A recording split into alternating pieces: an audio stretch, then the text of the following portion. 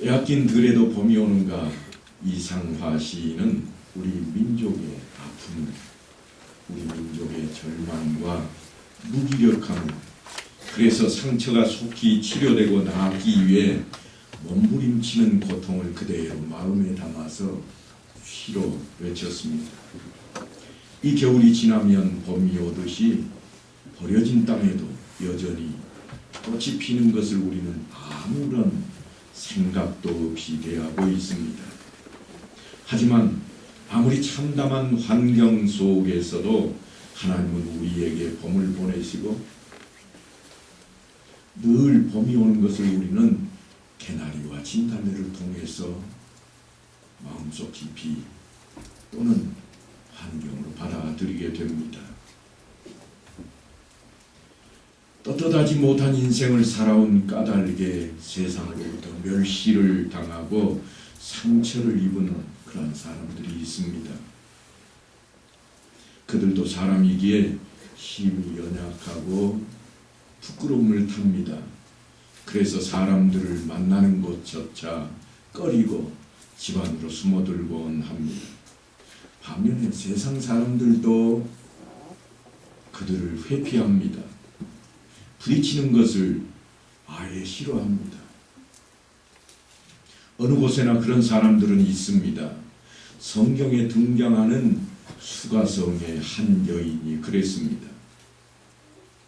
유다에서 갈릴리로 가는 길은 세 갈래 길이 있는데요. 그 중에 하나가 사마리아를 통과하는 길입니다. 유대인들은 결코 그 길을 걷는 것 자체를 싫어하고 꺼려했습니다. 왜냐하면 순수한 혈통을 지키지 못한, 그래서 개같이 여기는 사마리아 사람들이 그곳에 살고 있기 때문입니다. 그런데 하필 그 길을 예수님께서 선택하셨습니다. 유대를 떠나사 다시 갈릴리로 가실새 사마리아를 통과하여야 하겠는지라. 사도 요한은 그 부분에 힘을 가하고 있습니다. 하필 예수님께서 아무도 가기 싫어하는 유대인들은 꺼리고 있는 그 길로 왜 가시고자 할까? 그 길에서 우리는 참담한 상황을 넘어 체념해버리고 어쩌지도 못하는, 그래서 버려진 땅과 같은 한 여인을 만나게 됩니다. 더욱 놀라운 것은 유대인들에게 버려진 땅이요 또한 마을에서조차 버려진 그 여인을 만나기 위해서 주님께서 남들은 다 그늘에서 쉬거나 낮잠을 즐기고 있는 그 시간에 땀을 흘리며 열심을 내고 있다는 겁니다. 예수께서 길을 가시다가 피곤하여 우물 곁에 그대로 앉으시니 때가 6시쯤 되었더라. 이 시간에 중동 지역에서 걸어다니는 사람은 없습니다. 가게도 다 문을 닫았고 회사도 다 문을 닫습니다. 뭐하는 시간인가 하면 다 잠을 자는 오수 시간이기 때문입니다.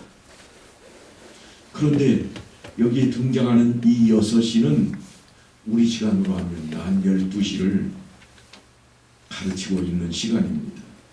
당대 유대인들은 고대 시간표를 사용하고 있는데 하루 해가 지면 그때부터 다음날 해 뜰 때까지를 넷으로 나누어서 1경부터 4경이라 그렇게 불렀습니다.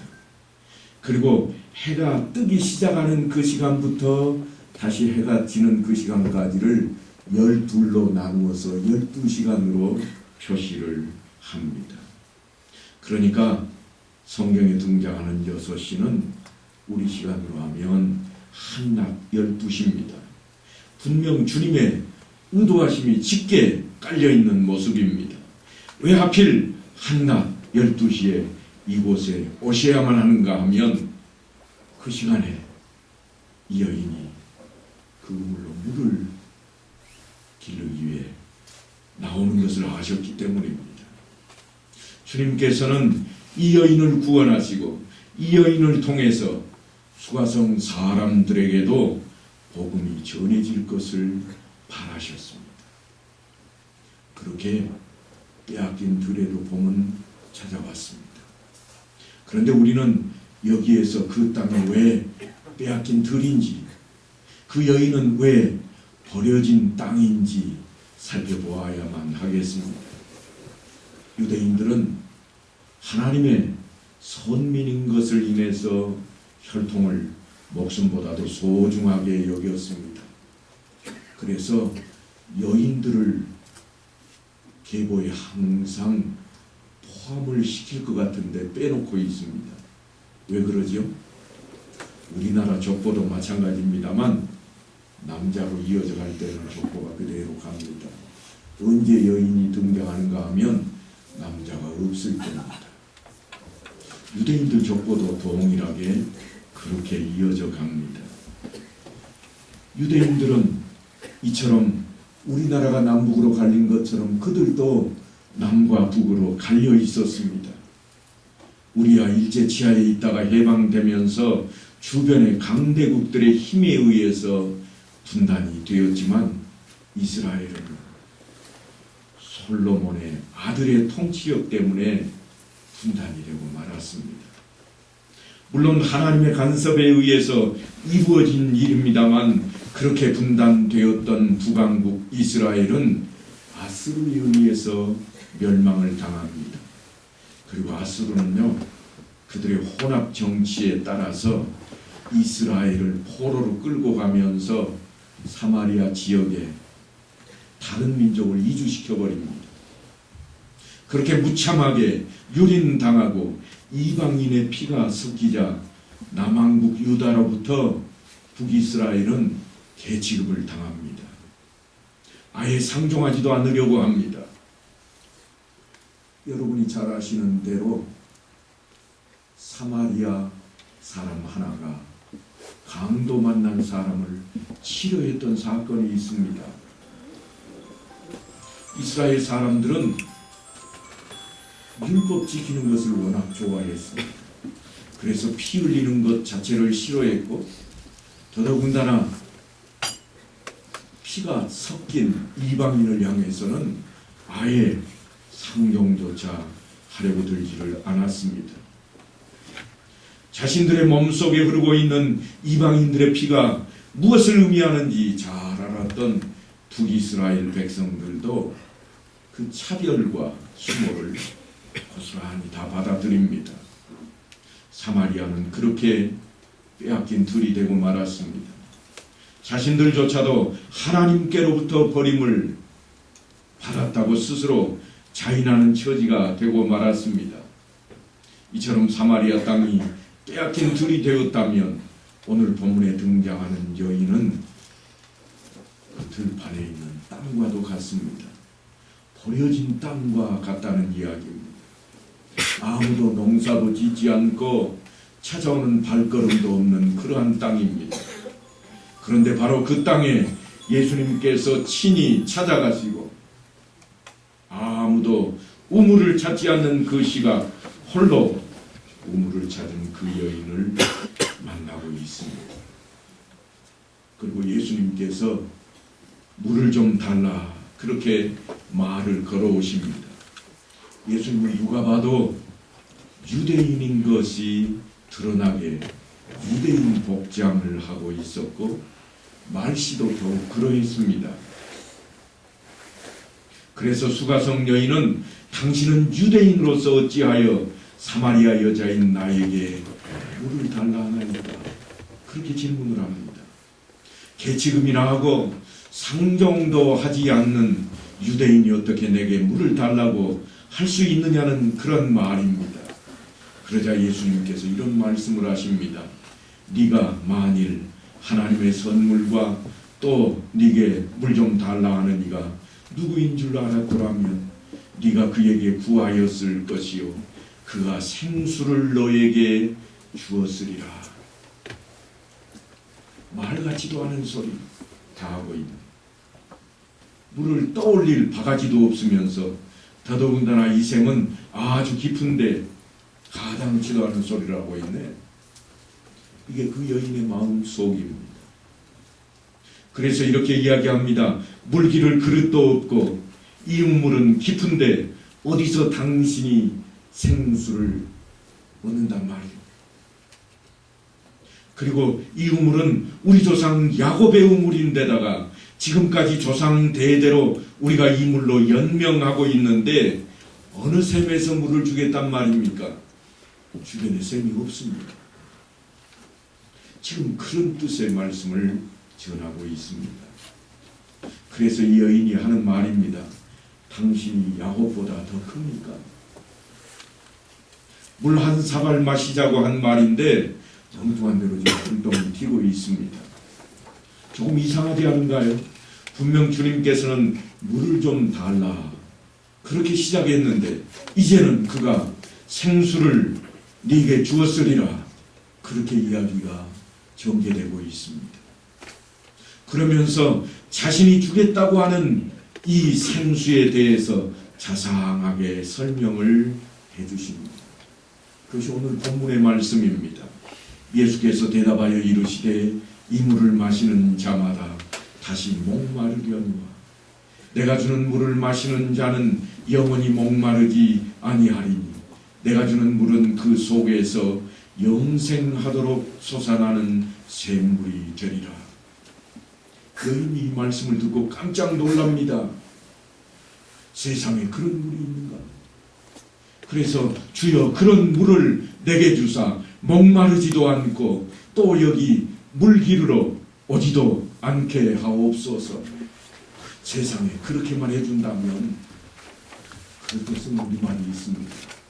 그게 뭔가요? 어르신들만 쓰는 말일지 모르겠습니다만 한번 따라해 봅시다. 보다 뭔 말인지 모르겠어요? 한자입니다. 좁을 호자 많은 따자 보다 좋은 일이 많다. 그래서 옛 어른들은 다 보다 뭐 좋은 일이 있겠는가 그럴 때 쓰는 용어입니다. 그 이야기를 지금 이 여인이 하고 있습니다. 그럴 때 주님께서 그 여인 앞마당에 샘물이 솟아나게 해주면 어떻게 되었을까요? 못할 것 같으세요? 물이 포도주가 되게 하셨던 주님께서 마음만 먹으면 하실 수 있는 일입니다. 그렇게 되면 목마르지도 않고 또 한낮에 물길러 오는 수고도 하지 않아도 되고 사람들과 부딪히는 일도 수치감도 더 이상 고민할 필요가 이 여인에게 없어집니다. 그 여인이 바라는 소원은 바로 이런 치료법입니다. 하지만 주님은 그렇게 하실 의향이 조금도 없습니다.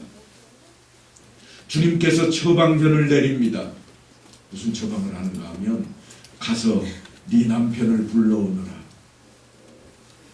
아니 생수 달라니까 왜 남편 타령인가? 지금까지 주고받은 주님과 이 여인의 대화를 보면 서로 겉돌고 있습니다.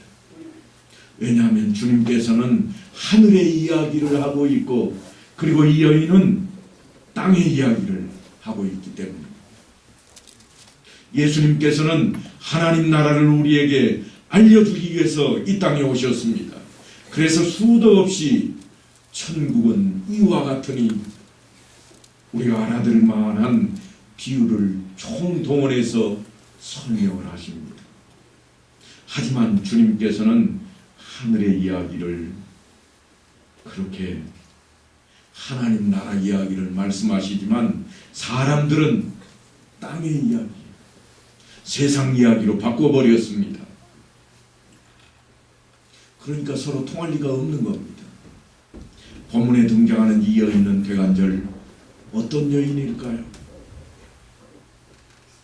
주님의 처방을 듣자마자 이 여인이 이렇게 대답합니다. 나는 남편이 없나이다. 여인이 주님 앞에 자기 소개를 시작하자마자 주님께서 가로막고 나섭니다. 너의 속사정을 내가 이미 다 안다. 그런 의미의 말씀으로 이렇게 말씀을 하십니다. 네가 남편이 없다 하는 말이 옳도다. 너에게 남편 5이 있었고 지금 있는 자도 네 남편이 아니니 네 말이 참되도다. 이 여인은 한마디로 버림받은 땅과 같습니다.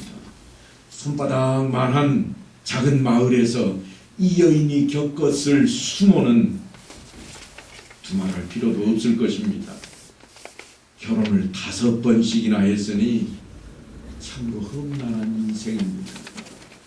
행복보다는 상처와 아픔이 하루하루를 채웠을 것입니다. 찾아가는 사람도 만나주는 사람도 없는 외롭고 불쌍한 인생이요. 정신적인 고통은 말로 다 할 수 없었을 것이 뻔합니다.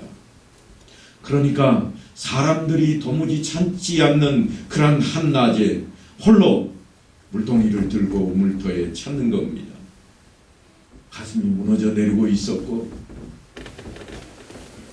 또한 아픔에 잠겨있는 그 여인이 만약 예수님을 만나지 못했다면 과연 그 인생은 어떠했을까요? 묻지 않아도 뻔한 인생일 겁니다. 그런데 예수님께서 그 여인을 만나기 위해 열심을 다하고 있으니 참으로 놀랍습니다. 예수님의 열심에 감동했을까요? 아니면 자신의 내력을 용하게도 맞추어버린 그 말씀에 탐복하고 있는 걸까요? 주여 내가 보니 선지자로소이다. 그래서 종교적인 갈등에 대한 이야기로 관심을 바꾸어 놓고 있습니다. 지금까지는 먹고 사는 이야기, 물에 대한 이야기에서 이제 갑자기 종교적인 이야기로 그 내용이 바뀝니다.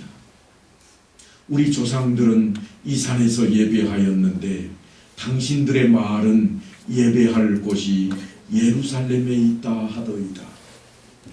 내가 듣기로는 우리는 다름 아닌 이 그리심산 그리고 단과 이곳에 세워진 세겜 앞에 나가서 예배드리는 것이 다인 줄 알았는데 당신들 유대인들은 남유다 사람들은 예루살렘에 가서 예배를 드려야만 한다고 그런 말을 하더이다.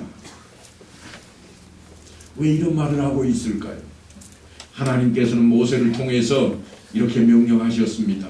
너는 매년 3번 내게 절기를 지킬지니라. 하나님의 명을 따라서 이스라엘 백성들은 누구를 막론하고 1년에 3차례씩 절기 때마다 예루살렘 성전에 나가야만 했습니다. 솔로몬의 아들 르호보암 때에 나라가 2쪽으로 나뉘고 10지파의 왕이 된 여로보암은 예루살렘 성전에서 하나님께 예배드리는 일이 마음에 걸렸습니다. 비록 자신이 더 넓은 땅을 차지하는 왕이 되었지만 백성들이 매년 3번씩이나 예배드린다고 저쪽 남쪽 나라로 들락날락하면 자기 자리가 이태우러질 것 같았습니다. 그래서 여로보암의 죄가 등장합니다. 여로보암이 지혜를 총동원합니다. 이에 계획하고 2 금송아지를 만들고 무리에게 말하기를 너희가 다시는 예루살렘에 올라갈 것이 없도다. 이스라엘아, 이는 너희를 애국 땅에서 인도하여 올린 너희의 신들이라 하고 하나는 베델에 두고 하나는 단에 둔지라. 이 일이 죄가 되었으니 이는 백성들이 단까지 가서 그 하나님에게 경배함이더라. 예배 드리는 장소가 그때부터 바뀌기 시작합니다. 사마리아 사람들은 예루살렘에 올라갈 수 없게 되었습니다. 국경을 튼튼히 하고 남유다로 가는 사람들을 가로막기 시작합니다. 물론 북쪽에서는 이제 예배드리는 처소가 늘어났습니다. 베델과 단에 금송아지만 있는 게 아니라 세겜에도 또한 에발산에도 그들이 예배드릴 만한 산당들이 많이 생겨났습니다. 편해진 겁니다. 전에는 꼬박꼬박 해야 했던 일이 이제는 대충 할 수 있게 되었습니다. 전에는 성전에 가면 성전에서 문지기가 이름을 기록했습니다. 누가 왔다 갔는지, 어느 가문이 참석했는지 다 꼬박꼬박 기록해서 매해 대제사장에게 보고를 올렸는데 이제 자기들이 그렇게 할 필요가 없어졌습니다. 세겜으로 가든 베델로 가든 단으로 가든 그러다 보니 에발산이 있는 주변에는 세겜과 에발산 그리고 베델 세 군데로 나뉘어서 다니고 저 북쪽에는 단으로만 가니까 많은 사람들이 어디로 갔다 성경이 기록하는가 하면 백성들이 단까지 가서 그 하나에게 경배함이더라. 이런 표현을 쓰고 있습니다. 예배 드리는 게 편해졌다. 대충 해도 된다는 생각이 그들의 마음속에 들어오기 시작했고 그때로부터 그들의 믿음과 신앙은 무너져버리고 말았습니다. 이 여인이 지금 그 종교적인 갈등을 끄집어낸 겁니다. 대단해 보입니다. 하지만 예수님은 지금 이 여인이 하나님과 바른 관계를 갖지 못함을 깨우쳐 주십니다. 이 여인의 관심사는 하나님을 예배하는 자체가 아니라 어디서 예배하는가에 있었습니다. 하지만 예배는 하나님을 바로 알고 하나님 앞에 나아가는 것임을 생각하지 못하고 있습니다. 그런 점에서 볼 때 이 여인은 아직 하나님께 올바른 예배를 드려본 적이 없습니다. 그녀의 영은 하나님과 깊은 교제를 누리지 못했고 그 안에서 자유를 맛보지 못하고 있습니다. 그러므로 자신이 하나님과 얼마나 멀리 떨어져 있는지 직시할 필요가 있는 것을 우리에게 요청하는 말씀입니다. 동시에 예수님은 이 여인이 혼자서는 문제에 대한 아무런 대답도 얻지 못할 것을 아셨습니다. 그래서 그 여인에게 이렇게 말씀합니다. 여자여 내 말을 믿으라. 이 산에서도 말고 예루살렘에서도 말고 너희가 아버지께 예배할 때가 이르리라. 예배는 장소의 문제가 아닌 것을 가르칩니다. 그리고 이어서 하나님과의 관계에 대한 이야기로 그녀의 관심을 집중시켜 놓고 하시는 말씀이 하나님은 영이시니 예배하는 자가 영과 진리로 예배할지니라. 그러자 이 여인은 자신들이 가지고 있는 메시아 사상을 끄집어냅니다. 메시아 곧 그리스도라 하는 이가 오실 줄을 내가 아노니 그가 오시면 모든 것을 우리에게 알려주시리라. 그러니까 남유다 사람들만 메시아를 기다리고 있는 게 아닙니다. 사마리아 땅에 있는 사람들도 메시아를 소망하고 있습니다. 남유다 사람들만 하나님을 여전히 믿고 따르고 있는 게 아니라 북이스라엘에도 비록 우상이 난무하고 있지만 그 속에도 여전히 마음속에는 메시아가 자리 잡고 있다고 하는 것입니다. 그래서 하나님의 아들 메시아를 보게 하시고 그 안에 답이 있음을 믿게 하고 있는 모습입니다. 다시 말하면 그게 영안이 열리게 함으로써 예수님을 바로 보게 만들어 놓으셨습니다. 그리고 이렇게 말씀하십니다. 네가 말하는 내가 그라. 내가 메시아라. 그 메시아가 바로 자신인 것을 밝히는 순간 여인은 영의 눈이 열렸고 예수님에게서 하나님의 아들의 영광을 보게 됩니다.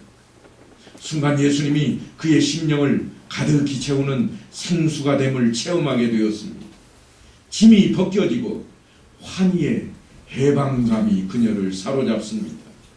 그래서 그녀는 동네로 달려갑니다. 자신의 발견을 알리고 싶었던 것입니다. 여인은 물동이를 던져버렸습니다. 그리고 마을로 달려갑니다. 여인의 갈증은 예수님을 만나자마자 해갈되었고 감동이 치밀어 올라 가만히 있을 수가 없게 되었습니다. 그래서 그 여인이 이렇게 외칩니다. 내가 행한 모든 일을 내게 말한 사람을 와서 보라. 이는 그리스도가 아니냐. 쉽게 말하면 동네 사람들 다 들어보소. 메시아가 여기 왔다네. 그렇게 외치고 있는 겁니다. 더 이상 아무런 부끄러움이 없습니다. 수치심도 사라져버렸습니다. 자신이 버려졌다는 생각도 없어졌습니다. 그래서 그녀를 짓누르던 우울한 감정의 찌꺼리들이 다 사라져 버렸고, 그리고 이제는 평안한 마음이 그녀에게 생겨났습니다. 생수 대신 예수님을 만나면 누구에게나 이러한 일이 일어나는 겁니다. 사랑하는 성도 여러분, 여러분 모두가 생수 대신 주님을 그렇게 만나시기를 간절히 소망합니다. 그러면 우리 가슴에서 기쁨의 샘이 솟아날 것입니다. 네게 말하는 내가 그라. 오늘도 우리는 하나님의 말씀인 성경을 대합니다. 이 말씀이 하나님과 함께 계셨으니 이 말씀은 곧 하나님이십니다. 그 말씀을 우리는 늘 우리 품 안에 두고 있습니다. 옆구리에 끼기도 하고 손에 들기도 하고 가까이 펼쳐서 대하기도 합니다. 그 주님을 우리가 만날 만한 때가 이미 되었습니다. 어느 때인가 우리는 농사를 시작할 때 뭘 기다리는가 하면 알곡을 기다립니다. 씨앗을 뿌릴 때 우리는 거두어 드릴 것을 늘 바라보고 씨앗을 뿌립니다. 마찬가지로 우리가 예수를 믿는다고 하는 것은 그분을 만나는 것을 소망하는 것이요 기대하는 것입니다. 그 주님이 지금 이 순간 우리 앞에 와 계십니다. 사도 요한은 이렇게 그 표현을 합니다. 지금 곧 이때라. 가련한 그 여인을 만나 주셨던 주님께서 지금 우리와 함께 계십니다. 내가 세상 끝날까지 너희와 항상 함께 하리라. 약속하신 대로 우리는 세례를 받으며 그 말씀을 그대로 받아들였습니다. 성부와 성자와 성령의 이름으로 세례를 주노라. 그래서 그 세례를 베푸는 순간 성삼위 하나님은 우리를 섭리하시는 주인이 되셨고 주님께서는 성령을 우리 안에 거하게 하셔서 늘 우리와 함께 하시는 것입니다. 예수님께서는 이 땅에 오셨고 지금도 오감으로 우리를 만나 주시고 계십니다. 때로는 눈에 보이는 현상들을 통해서, 때로는 귀에 들리는 말씀들을 통해서, 때로는 우리가 느끼는 느낌을 통해서, 때로는 우리의 입맛을 통해서도 우리의 감정의 모든 것을 동원해서 주님께서는 우리를 만나주십니다. 부귀영화나 무병장수가 비할 바가 아닙니다. 우리의 믿음이 힘이 됩니다. 왜냐고요? 생수를 주시는 분이기 때문입니다. 영원한 생명, 그 생명을 우리에게 허락하셨습니다. 하나님의 능하심이 우리의 힘이 됩니다. 우리의 삶이 그 힘으로 신앙 안에서 함께 하시는 성령의 인도하심으로, 그래서 그리스도의 사랑을 나타내는 우리 모두의 삶이 지금부터 시작되기를 간절히 축원합니다.